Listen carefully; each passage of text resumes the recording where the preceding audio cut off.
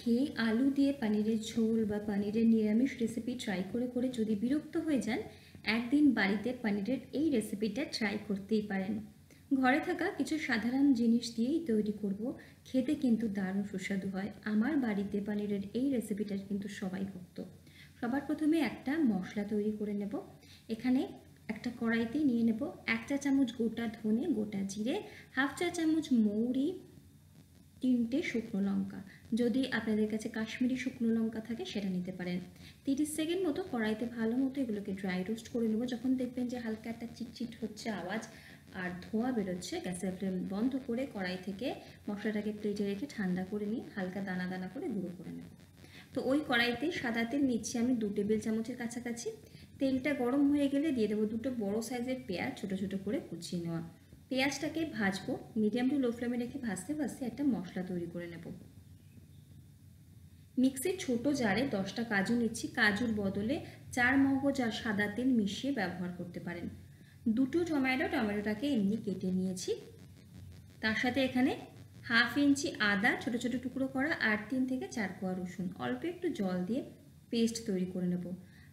চাইলে মশলাটা কিন্তু শিলনোড়াতেও বেটে নিতে পারেন। মশলার পেস্ট এদিকে হয়ে গেছে। পেঁয়াজটা যখন এরকম একটা হালকা কালার চেঞ্জ হবে তখন মশলার পেস্টটা দিয়ে দেবো। গ্যাসের ফ্লেমটাকে এই সময় লোতে করে নেব। এবার এই মশলাটাকে জাস্ট 2 থেকে 3 মিনিট মতো সময় নিয়ে কষিয়ে নিতে হবে লো ফ্লেমে। মিক্সির জারে যে বাকি মশলাটা ছিল অল্প একটু গরম জল দিয়ে সেটাও দিয়েছি। এই মশলাটা যখন হালকা করে কষানো হয়ে যাবে, মশলার কাঁচা গন্ধ যখন চলে যাবে তখন এখানে দিয়ে দেবো রেগুলার গুঁড়ো মশলা। আমি এখানে দিচ্ছি হলুদের গুঁড়ো হাফ চা চামচ পরিমাণে, লাল লঙ্কার গুঁড়ো হাফ চা চামচ পরিমাণে, আর এখানে দিয়ে দেবো আমি গোলমরিচ গুঁড়ো হাফ চা চামচ পরিমাণে। প্রথমে যে মশলাটা তৈরি করলাম সেই মশলাটাতে চাইলে গোটা গোলমরিচ ব্যবহার করতে পারেন হাফ চা চামচ পরিমাণে। আমার কাছে গোটা গোলমরিচ ছিল না বলে আমি এখন এখানে দিয়ে দিচ্ছি গোলমরিচের গুঁড়ো। আপনাদের কাছে গোটা গোলমরিচ থাকলে প্রথমে তৈরি করা মশলার মধ্যেই দিয়ে দেবেন হাফ চা চামচ। তো এবারে গুঁড়ো মশলার গন্ধ চলে যাওয়া অবধি আমাদেরকে লো ফ্লেমে রেখে কষিয়ে নিতে হবে। এই সময় রান্নাটা একটু লো ফ্লেমে রেখে ধীরে ধীরে করলে রান্নার স্বাদটা কিন্তু বেশি ভালো আসে। এই যে গ্রেভিটা, গ্যাসের ফ্লেমটাকে বন্ধ করে গ্রেভিটাকে সাইডে রেখে দিচ্ছি কড়াইটাকে। গ্যাসের ফ্লেমে অন্য একটা কড়াই নিয়ে নিয়েছি, তার মধ্যে 1 টেবিল চামচ সাদা তেলে অল্প একটু হলুদের গুঁড়ো আর নুন দিচ্ছি। তেলের সাথে নুন আর হলুদের গুঁড়োটাকে মিশিয়ে যখন তেলটা গরম হবে 200 গ্রাম পনির আমি টুকরো করে কেটে নিয়েছি সেটা দিচ্ছি। খেয়াল রাখতে হবে খুব বেশি যদি গরম হয়ে যায় তেল সেক্ষেত্রে হলুদটা কিন্তু পুড়ে কালচে হয়ে যাবে, তাই হালকা গরম হলেই আমাদের এখানে পনিরগুলো দিতে হবে। পনিরগুলো একটু লম্বা লম্বা করে কেটেছি, নিজেদের পছন্দ অনুযায়ী যে কোনো রকম শেপেই কাটতে পারেন ছোট বড় করে। তেলে হালকা করে উল্টিয়ে পাল্টিয়ে হালকা লাল করে ভেজে নেব।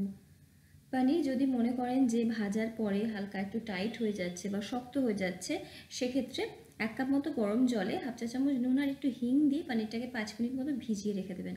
এখানে পনিরটা এতটাই সফট আর গরম জলে ভেজাবার দরকার নেই।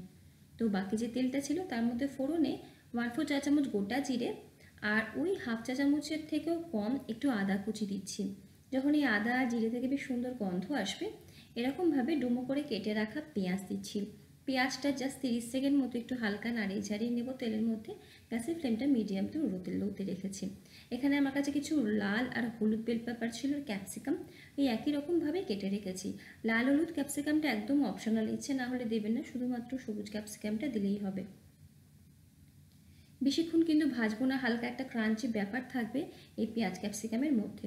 2টো কাঁচা লঙ্কা চেরা দিচ্ছি আর এর সাথে 1 চিমটি নুন আর প্রথমে যে মশলাটা তৈরি করে রেখেছিলাম সেই মশলাটা দিচ্ছি এখানে।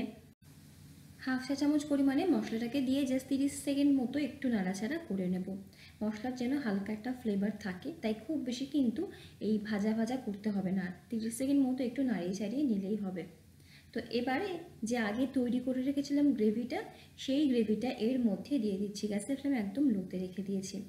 পনির আমাদের ভারতবর্ষে কে ইন্ট্রোডিউস করেছিল আমরা হয়তো অনেকেই জানি না, আমিও জানতাম না। তবে এই রান্নাটা করার সময় কি মনে হলো একবার দেখলাম, তো দেখলাম নানা রকমের মতামত আছে পনির নিয়ে।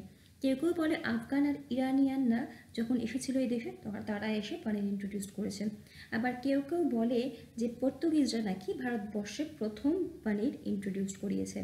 তো যাই হোক, এদিকে মশলাটা যখন কষানো হয়ে যাবে গ্যাসের ফ্লেমটা লোতে রেখে অল্প পরিমাণে একটু গরম জল দেব।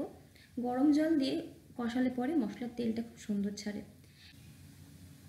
এখানে এবারে গ্রেভির আন্দাজে দিয়ে দিচ্ছি নুন। আপনারা চাইলে কিন্তু 1 টেবিল চামচ পরিমাণে ফ্রেশ ক্রিমের ব্যবহার করতে পারেন, রান্নার স্বাদটা কিন্তু আরও ভালো হয়।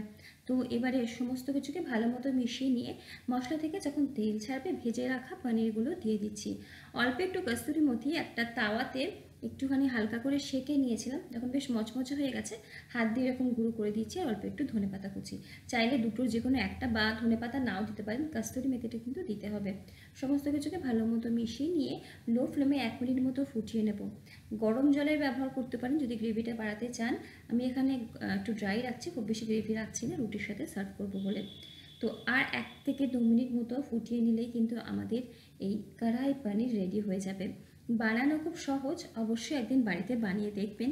কেমন লাগলো আমাকে জানাবেন।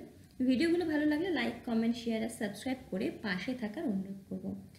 10 মিনিট স্ট্যান্ডিং টাইম দিয়ে গ্যাসের ফ্লেম বন্ধ করে ঢাকা দিয়ে রেখে দেবো, তারপর গরম গরম সার্ভ করব। আজ এই অবধি, দেখা হচ্ছে পরের ভিডিওতে। সকলে ভালো থাকুন, সুস্থ থাকুন, হাসি খুশি থাকুন।